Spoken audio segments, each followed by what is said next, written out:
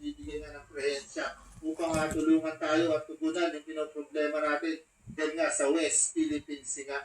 At ito ang tila nga ba ngayon na talagang pinaiinit ng ulo at pinababad trip ng mga Chekwan ko o ng China nga. Dahil gusto nga ng China talagang makuprove nila yan at talagang sila yung maghari nga dyan sa West Philippine Sea.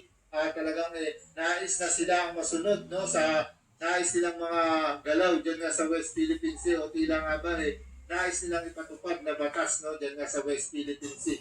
Subalit talagang hindi ito kinikilala ng ating bansa yung kanilang mga ginagawa o yung kanilang naisin nga dyan sa sarili nating teritoryo. Dahil patuloy natin ipaglalaban ito sa mga checkpoint ko dito nga sa China. Yung ating soberanya na hindi nila makukuha o mapupukpub ito. Kaya nga ng isinasaad ng ating Pangulong Marcos na wala silang makukuha na kahit ikatinig na pulgada sa ating bansa. At dito mas pinapakita lamang ng ating bansa o dito sa punto sa China na hindi tayo natatakot nila o na hindi tayo mag-adjust no, hindi tayo